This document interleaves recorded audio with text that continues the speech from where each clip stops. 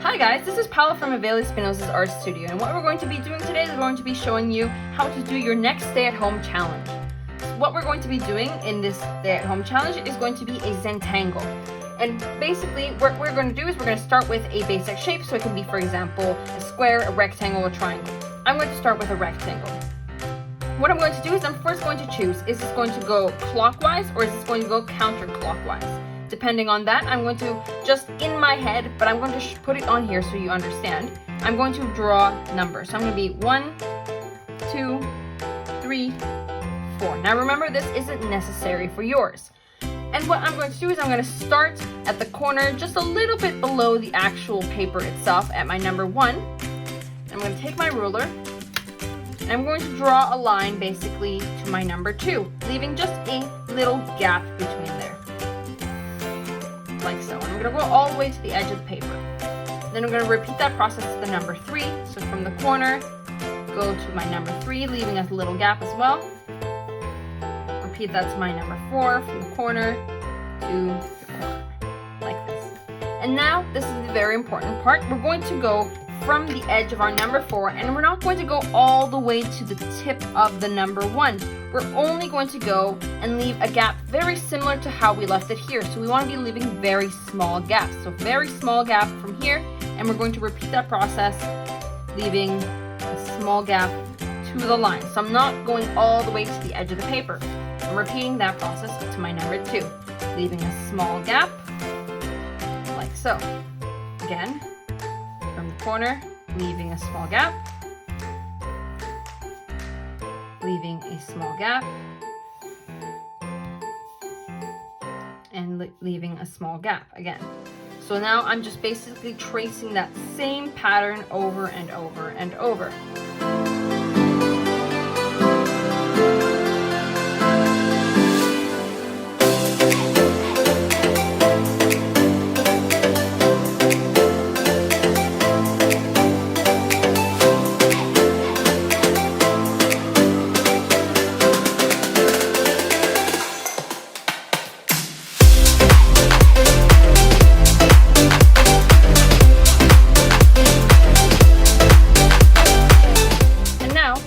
Basically our finished Zentangle on one block. And what you're going to do is you're going to take this and you can repeat it on several things. So it doesn't have to be a rectangle. It can also be a triangle. It can be a very thin rectangle. It can be a square. It's the same process. You follow the shape. So if I went in and did this on the triangle, I can start on the edge of the triangle and I can go this way and then go this way, and basically repeat the process on the triangle. So